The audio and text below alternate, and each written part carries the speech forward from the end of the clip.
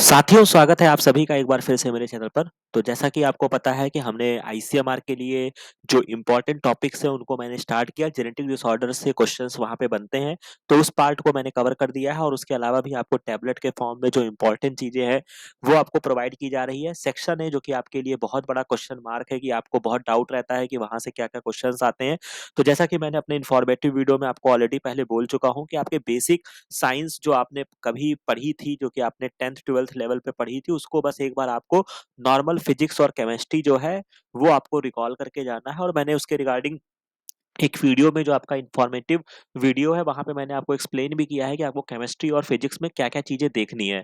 तो अभी जो ये पर्टिकुलर वीडियो है, इस वीडियो में मैं केमिस्ट्री के कुछ पार्ट के बारे में आपको बताऊँगा। हालाँकि केमिस्ट्री, जैसा कि आपको पता है कि जो आपका मोलैरिटी कैलकुलेशन है या मोलैरिटी की डेफिनिशन क्या होती है, नॉर्मेलिटी क्या होती है, पीएच क्या होता है, तो इन चीज़ों पे मैंने डीबीटी के जो आपका प्लेलिस्ट होगी, क्योंकि डीबीटी जेआरएफ में आपको पता ही था कि मोलैरिटी, नॉर्मेलिटी इन सब जगह से क्वेश्चंस पूछे जाते हैं, तो ये चीज़ों को मैंने ऑलरेडी वहाँ पे कवर कर दिया था, जो सभी जगह एप्लीकेबल है। तो आपको क्या करना है, आपको डीबीटी जेआरएफ 2022 वाली प्लेलिस्ट में आपको जाना है, ठीक है? या आप कह लीजिए लक्ष्य जेआरएफ वाली प्लेलिस्ट में आप जाइएगा। डीबीटी वाले में आपको वीडियो मिल जाएगा, जहाँ पे आपको पीएच के बारे में भी मिल जाएगा, नॉर्मेलिटी और मोलैरिटी का तो मैंने क्वेश्चन ही खूब ढेर सारा आपको सॉल्व कराया है। तो अब यहाँ पे मैं थोड़ी-सी बेसिक इन्फॉर्मेशन, जो आपके एटॉमिक नंबर, प्रोटॉन, यहाँ सबसे क्वेश्चंस पूछे जाते हैं। तो ये वीडियो में हम पर्टिकुलर उन सब चीज़ों के बारे में चर्चा करने वाले हैं, तो इसको लास्ट तक देखिएगा। काफ़ी इंपॉर्टेंट चीज़ें हैं जो आपसे एग्ज़ाम में क्वेश्चंस बनते हैं और पूछे जाते हैं। तो अब मैं यहाँ पे इसको स्टार्ट करता हूँ। जैसा कि आप यहाँ पे देख सकते हैं, तो सबसे पहले जो आप केमिस्ट्री पढ़ते हैं, तो वहाँ पे जो सबसे इम्पोर्टेंट चीज़ आती है, वो आपका एटम होता है। तो जैसा कि आपने पढ़ा होगा कि डाल्टन ने एटॉमिक थ्योरी दिया था, रिगार्डेड दैट द एटम जो होता है, वो आपका ultimate particle of the element, मतलब जो आपका मेन, कह सकते हैं कि जो आपका सबसे छोटा पार्टिकल होता है, वो आपका एटम ही होता है। फिर उसके बाद बहुत सारे एटम मिलते हैं, तो मॉलिक्यूल्स बनते हैं, तो ये सारी स्टोरी होती है। तो जो आपका एटम होता है, वो आपका इलेक्ट्रॉन, प्रोटॉन और न्यूट्रॉन से बना होता है। ये आपका बहुत ही इंपॉर्टेंट है। लेकिन जो यहाँ पे एक्सेप्शन केस आता है, वो आपका हाइड्रोजन होता है, जहाँ पे all other element contain all three fundamental particle. कहने का मतलब है कि except hydrogen all other elements contain all three fundamental particle. Hydrogen को छोड़कर सब में इलेक्ट्रॉन, प्रोटॉन, न्यूट्रॉन होता है। हालांकि जब आप हाइड्रोजन का कॉन्फ़िगरेशन देखेंगे, हालांकि इसके 3 आइसोटोप होते हैं, लेकिन अगर आप नॉर्मल देखेंगे, 1H1 वाली जब कहानी आएगी, तो जब आप इसमें से 1 को माइनस करेंगे, तो ये 0 हो जाता है। यानी कि यहाँ पे जब आप इसकी तरफ जाएँगे, तो ये आपके इलेक्ट्रॉन का नंबर होता है, और इसका जस्ट डबल जो होता है, वो आपका क्या होता है? एटॉमिक मास होता है, ठीक है? और एटॉमिक नंबर जो होता है, वही आपका नंबर ऑफ प्रोटॉन या इलेक्ट्रॉन होता है। बट यहाँ पर जो न्यूट्रॉन जब आप निकालने जाएँगे, तो ये यहाँ पर 0 होता है। तो ये आपके लिए एक इम्पोर्टेंट चीज़ है, जो आप याद रखेंगे, हो सकता है आपसे एग्ज़ाम में पूछा जा सके। तो हाइड्रोजन के केस में आपको याद रखना होगा। इसके बाद जब आप रेडिएंट एनर्जी के फॉर्म में जाते हैं, तो ये आपका वेवलेंथ और फ्रीक्वेंसी में इनवर्स रिलेशन होता है। बस आपको ये चीज़ समझना है, वेवलेंथ और फ्रीक्वेंसी जब आप ये पढ़ते हैं, हालाँकि ये आपका केमिस्ट्री और फिजिक्स में आपने पढ़ा होगा, तो इसमें इनवर्स रिलेशन होता है। अगर आप वेवलेंथ की तरफ बढ़ते जाएँगे, तो radio wave, microwave, infrared, visible, UV, X ray, gamma rays, cosmic ray. तो यहाँ पर अगर आप इस तरफ जाएँगे, तो यानी कि अगर आपसे कोई कहे कि एक्स-रे और यूवी में किसका वेवलेंथ ज़्यादा है, तो यूवी का वेवलेंथ ज़्यादा है और एक्स-रे का वेवलेंथ कम है, क्योंकि यहाँ पे वेवलेंथ डिक्रीज़ हो रहा है। लेकिन जो फ्रीक्वेंसी है, वो बढ़ रही है, और जो फ्रीक्वेंसी होती है, वो एनर्जी के डायरेक्टली प्रोपोर्शनल होती है। यानी कि अगर मैं फ्रीक्वेंसी कहूँ या एनर्जी कहूँ, दोनों ही एक जैसे ही चलती हैं। थोड़ा-सा यहाँ पे आपको धैर्य के साथ समझना होगा।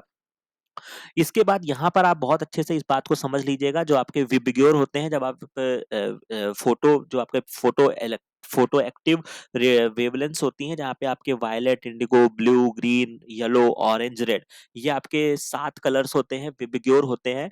तो विबग्योर में जो आपका रेड होता है, इसकी वेवलेंथ सबसे ज्यादा होती है। आप यहाँ पे देख सकते हैं, इस तरफ जो गया है, ये आपकी वेवलेंथ बढ़ी है, और इस तरफ आपकी फ्रीक्वेंसी बढ़ी है। तो आईसीएमआर 2019 में सेक्शन ए में आपसे एक क्वेश्चन पूछा गया था, जाके देख लीजिएगा, मैं अभी पेस्ट नहीं कर पाया हूँ, कि जो आपका रेड कलर होता है, वो आपको यूज किया जाता है सड़कों पर या ट्रैफिक वगैरह में यूज करते हैं, तो रेड का क्या कारण है? तो लाल कलर हम इसीलिए यूज करते हैं, क्योंकि इसकी जो वेवलेंथ होती है, वो सबसे ज्यादा होती है, ताकि ये दूर से भी हमको आसानी से दिख सके। ठीक है? तो ये कहानी आपको याद रहेगा। इसके बाद अगर मैं थोड़ा सा बहुत ज्यादा डिटेल में ना जाते हुए, एटॉमिक नंबर जो होगा, वो आपके नंबर ऑफ प्रोटॉन के बराबर होगा, और यही मोर और लेस आपके इलेक्ट्रॉन के बराबर भी होता है। आइसोटोप, आइसोबार के बारे में हम चर्चा करेंगे। आइसोटोप क्या होते हैं? सेम एटॉमिक नंबर होता है, बट उनके मास नंबर डिफरेंट होते हैं। जैसे कि कार्बन का आप कह सकते हैं कि कार्बन का 12 हो गया, कार्बन का 14 हो गया। तो आप देख सकते हैं कि कार्बन का एटॉमिक नंबर 6 होगा, लेकिन इसके एटॉमिक मास डिफरेंट डिफरेंट है, तो हम इसको क्या बोलते हैं? आइसोटोप्स बोलते हैं। और आइसोटोप्स आपने रेडियो एक्टिविटी चैप्टर्स में आपने बहुत पढ़ा होगा। ठीक है? उसी तरीके से जब आप हाइड्रोजन पढ़ेंगे तो हाइड्रोजन के आपको 3 आइसोटोप मिलेंगे, जिसमें 1H3 मैं यहाँ पे बता देता हूँ, आपने पढ़ा होगा। इसको ट्राइटियम बोलते हैं, जो कि मैंने कई बार इसका ज़िक्र किया है। ये आपका क्या होता है? रेडियो एक्टिविटी को शो करता है। ठीक है? ये आपके लिए बहुत ही इंपॉर्टेंट है। बाकी 1H1 हो जाएगा, 1H2 हो जाएगा। और हाइड्रोजन के केस में मैंने आपको बताया कि ये आपका एक्सेप्शन होता है, जहाँ पे आपको इलेक्ट्रॉन और प्रोटॉन तो देखने को मिलते हैं, लेकिन यहाँ पे न्यूट्रॉन नहीं होता है, जो कि आपको याद रखना है। तो यहाँ तक कहानी आपकी क्लियर हो गई होगी। इसके बाद एक जो पर्टिकुलर चीज आपने कभी पढ़ा होगा, तो जो कि आपकी वेवलेंथ के बारे में देख सकते हो, जो सबसे इंपॉर्टेंट चीज है, जो आपका विजिबल स्पेक्ट्रम होता है, वो मान के चलिए लगभग आपका 400 से 750 के बीच में होता है। ये आपको याद रखना है। विजिबल रीजन जो होता है वो आपका 400 से 700 होता है। और जो आपका पीएआर होता है, ये आपने पढ़ा होगा, फोटोसिंथेसिस एक्टिव रेडिएशन इसको बोलते हैं, जिसपे फोटोसिंथेसिस होती है। तो ये आपका 390 से 760 के बीच में होता है। ये आपकी कहानी होती है, जिसको आपको याद रखना है, मोस्ट इंपॉर्टेंट है। ठीक है? तो अगर आपसे पूछा जाएगा एग्जाम में कि विजिबल स्पेक्ट्रम क्या होता है या विजिबल स्पेक्ट्रम की रेंज क्या होती है, तो वो आपके वेवलेंथ के फॉर्म में आपको पता होना चाहिए। ठीक है? इसके बाद ये थोड़ी-सी हाई लेवल की चीज़ें होती हैं, जब आपने फिज़िक्स मॉडर्न फिज़िक्स पढ़ी होगी, तो वहाँ पे कभी आपने देखा होगा। तो ये मैं केवल आपको रिकॉल कराने के लिए कराया हूँ, और बस एक इन्फॉर्मेशन मुझे आपको देनी है, क्योंकि यूवी रेडिएशन हम बहुत ज़्यादा पढ़ते हैं, तो ये आपकी बहुत सारी, जब आप इलेक्ट्रोमैग्नेटिक रेडिएशंस वगैरह को पढ़ते हैं, तो वहाँ पे ये आपने कभी फिज़िक्स में पढ़ा होगा, Lyman series, Balmer series, Paschen, Brackett, Pfund, और इस तरीके से जाता है। तो हालाँकि आपका एडमंड शेल्स होता है, N2 होता है, बस आपको इतना सब नहीं ध्यान रखना है। आपको केवल इतना याद रखना है कि जो लाइमन सीरीज होती है वो आपका यूवी रेडिएशन के लिए होता है, बामल सीरीज में आपका विजिबल आता है, और पास्चर में आपका इंफ्रारेड आते हैं। तो खैर, अगर बहुत ज्यादा नहीं याद कर सकते हो तो केवल और केवल यहाँ पे यूवी और क्या बोलते हैं, विजिबल को नोट डाउन कर लीजिएगा, हो सकता है एग्जाम में आपसे पूछा जा सके। ठीक है? इसके अलावा जो आपका पीरियोडिक लॉ है, जो आपका मॉडर्न पीरियोडिक लॉ है, वो कैसे कैसे डिफाइन किया जाता है? The property of the elements are periodic function of their atomic number पे डिपेंड करते हैं। याद रखिएगा, बहुत ही इंपॉर्टेंट है। जो आपका मॉडर्न पीरियोडिक टेबल तैयार किया गया है, उसमें जो एलिमेंट्स के जो periodic function of their atomic number पे डिपेंड करते हैं। ठीक है? तो ये आपके लिए इंपॉर्टेंट चीज रहेगा, जो एग्जाम में क्वेश्चन पूछा जाता है। ठीक है? तो यहाँ तक कहानी आपको समझ में आ गई होगी। ठीक है? और बहुत ज्यादा नहीं है, इसमें थोड़ा सा ही बातें मुझे आपको बतानी है। इसके बाद कुछ आपको इलेक्ट्रोमैग्नेटिक रेडिएशंस के बारे में अगर हम जाते हैं, तो किसका कहाँ पे यूज होता है, ये भी क्वेश्चन आपसे पूछा जाता है। इसमें आपका एक आता है, रेडियो वेव्स होती हैं, जो यूज्ड फॉर कम्युनिकेशन में किया जाता है, travels from radio station to our audio devices. इसीलिए इनका नाम ही रेडियो, क्योंकि ये आपको रेडियो की जो वेवलेंथ्स होती हैं, कम्युनिकेशंस के लिए इनका यूज करते हैं। माइक्रोवेव्स आपने पढ़ा होगा, ये आपके ओवन में यूज किया जाता है। ठीक है? इंफ्रारेड रेडिएशन जो होते हैं, यूज किए जाते हैं स्पेक्ट्रोस्कोपी में, वायरलेस कम्युनिकेशन में। बट इनका जो हार्मफुल इफेक्ट होता है, ग्लोबल वार्मिंग, ये आपका बहुत इंपॉर्टेंट है। और जब भी आपको मौका मिलेगा आईसीएमआर के लिए, इन्वायरमेंटल के लिए, आपको मैंने आपको बोल रखा है, ग्रीन हाउस इफेक्ट हो गया, उसी में ही आपका ग्लोबल वार्मिंग आएगा। ठीक है? ग्रीन हाउस इफेक्ट हो गया, एसिड रेन हो गया, ये सारे टॉपिक्स को आप पढ़ के जाइएगा। मेरे भी कंटेंट अवेलेबल है, तो आपको दिक्कत नहीं होगी, जाके उस पर्टिकुलर वीडियो को देख लीजिएगा। ठीक है? तो ये आपका हो गया। इसके बाद यूवी रेडिएशन जो होता है, यूज किए जाते हैं एस्ट्रोनॉमी में, फॉरेंसिक एनालिसिस में। इनका क्या हार्मफुल इफेक्ट होता है, हमारे स्किन पर होता है। इसी वजह से जब आप बहुत सारे, कोई भी अगर आप क्रीम वगैरह भी खरीदते हैं, तो उसमें हमेशा रहता है कि आपको यूवी प्रोटेक्शन करेगा। ठीक है? क्योंकि जो स्किन होती है, वो उसमें यूवी रेडिएशन के लिए बहुत ही हार्मफुल होती है। बाकी यूवी रेडिएशन से आपको बहुत सारी डिजीज भी होती हैं, उसके रिगार्डिंग भी हमने अपने वीडियो में ऑलरेडी चर्चा करके रखा हुआ है। और नहीं रखा हुआ है तो भी आप इसको गूगल पे सर्च करके देख लीजिएगा कि यूवी रेस अगर आपके ऊपर पड़ती हैं, तो कौन कौन सी डिजीज आपको देखने को मिलेंगी, जिसमें से एक आपका बहुत ही फेमस है, कैटारेक्ट जो होता है। ये आपको यूवी रेडिएशन से डिजीज जो होती है, वो आपकी कॉज होती है। इसके अलावा आपका एक्सरे जो होता है, वो डायग्नोस्टिक पर्पज के लिए किया जाता है, टेकिंग पिक्चर आपका बोन्स वगैरह के लिए। जब आप कभी, अगर आपको फ्रैक्चर हुआ होगा या कोई भी चीज ऐसी होती है, तो आप एक्सरे का यूज करते हैं। गामा रेस बहुत ही इंपॉर्टेंट है, यूज्ड किया जाता है treatment of the cancer, but they are harmful for the DNA and can cause genetic disease भी कॉज करते हैं। ठीक है? हालांकि ये कैंसर के ट्रीटमेंट में हम गामा रेस का यूज करते हैं। तो ये सारी चीजें जो इंपॉर्टेंट पॉइंट्स थी, वो मैंने आपको बता दिया है।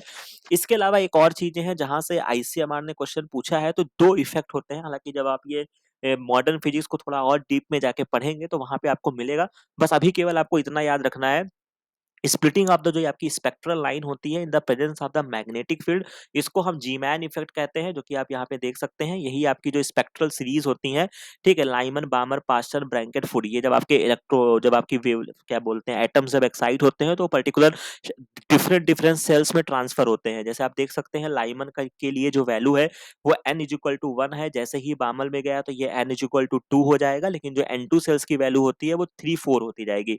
तो खैर अभी ये आपको उतना समझ में भी नहीं आएगा, बट आपको इतना जरूर क्लियर हो गया हो कि हाँ यार ये मैंने चीजें कहीं पर पढ़ी थी। ठीक है, तो ये आपको याद रखना है। इसके बाद जो आपके लिए इंपॉर्टेंट चीजें आती हैं, तो इसमें जो मुझे बताना था कि जो splitting of the spectral line in the presence of the magnetic field में जब होता है तो उसको जीमैन इफेक्ट कहते हैं। Bohr was unable to explain the splitting of spectral line in the strong electric field में जब होता है तब हम उसको स्टार्क इफेक्ट कहते हैं। बस ये दो बातें आपको याद रखनी है। और आईसीएमआर ये आपका क्वेश्चन है जो कि आप देख सकते हैं आईसीएमआर, शायद ये जो क्वेश्चन है ये आपका 2018 का क्वेश्चन है। यहाँ पे पूछा गया है the effect of splitting of spectral line into the several component in the presence of static magnetic field में क्या कहते हैं, तो इसको हम क्या कहते हैं, जीमान इफेक्ट कहते हैं। बाकी एम से, एम को याद रखना, जीमैन के स्पेलिंग में भी एम आता है और एम से मैग्नेटिक होता है, तो हम क्या आंसर करेंगे, जी मैन करेंगे। बाकी अगर आपको थोड़ा-सा अगर आप में हो सकता है कि यहाँ तक पहुँचे हैं, तो हो सकता है इस बार दे दें कि इलेक्ट्रिक फील्ड में हुआ तो कौन-सा इफ़ेक्ट हुआ, तो आपका स्टार्क इफ़ेक्ट होगा। ठीक है? तो बाकी ये कहानी क्लियर हो गई, समझ रहे हैं? तो यहाँ पे मैं केवल आपको उस चीज़ों को रिकॉल करा रहा हूँ। और अगर आपका फिज़िक्स, केमिस्ट्री में, यहाँ पर एक बात और भी समझ लीजिएगा, अगर आपका फिज़िक्स, केमिस्ट्री में कमांड रहा होगा 11th-12th में, बीएससी में थोड़ा बहुत भी, जो भी, मैं ये नहीं कहता हूँ, क्योंकि यहाँ पे क्या है ना कि आप डिफरेंट डिफरेंट चीजों को पढ़ेंगे तो कंफ्यूज हो जाएंगे, लेकिन अब आपको इतना तो समझ में आ रहा है ना कि आईसीएमआर कहाँ से क्वेश्चन पूछता है और कहाँ से हमको चीजें पढ़ के जानी चाहिए, सर क्या कह रहे हैं। तो अगर आपका ये इंटरेस्टिंग पार्ट रहा है तो एक बार atomic number, atomic table, periodic table, इन चीजों को एक बार अच्छे से देख कर जाइएगा, क्योंकि ये आपकी बहुत ही बेसिक इंफॉर्मेशन है और यहाँ से क्वेश्चंस आपके बनेंगे।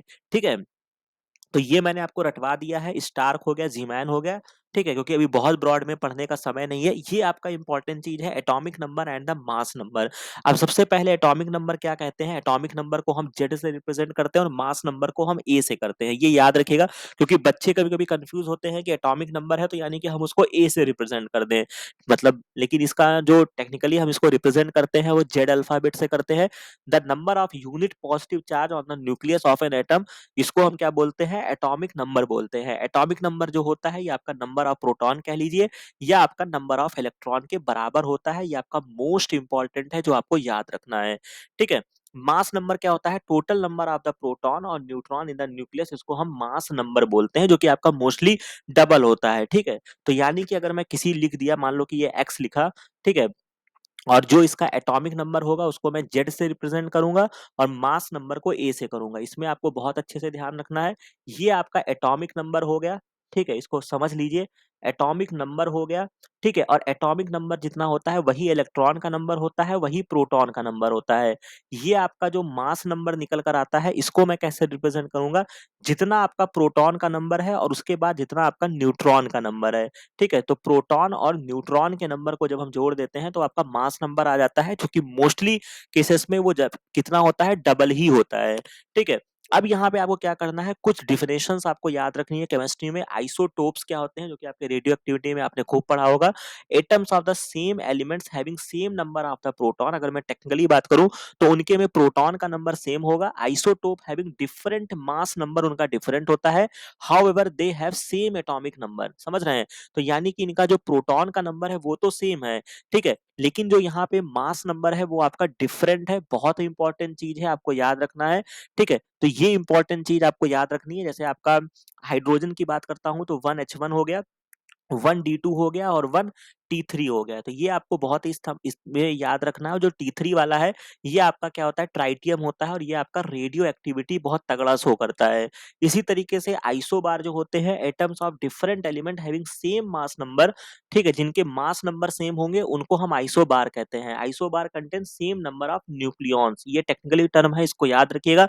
जैसे कि आर्गन है 40 और 18 का है, 40 है तो यानी कि यहाँ पर क्या है, जैसे फॉर एग्जांपल ये आर्गन है, इसका एटॉमिक मास 40 है और ये 18 है। पोटेशियम जो है ये आपका 19 है और ये 40 है, तो इसको हम क्या कहेंगे, जहाँ पे एटॉमिक नंबर मेरे को सेम मिलेगा तो मैं उसको क्या कहूंगा, मैं उसको आइसोबार कहूंगा। इसी तरीके से जो आपका आइसोटोन होते हैं, ये क्या होते हैं, the atom having same number of neutron but different mass number, इनको हम क्या कहेंगे, आइसोटोन कहेंगे। तो याद रखिएगा, एग्जाम में आपसे पूछेगा, या हो सकता है कभी कभी ट्रेस करवा लेते हैं कि which of the following is the isotone species या आइसोबार स्पीसीज। तो आइसोटोन में क्या होगा कि आपके सेम नंबर ऑफ न्यूट्रॉन होंगे। अब जैसे कि आप यहाँ पे एग्जांपल देख लीजिए, सिलिकॉन है जिसका 14 है और इसका एटॉमिक नंबर जो है, मास नंबर है वो आपका 30 है, और फास्फोरस का 15 है और यहाँ पे 31 है।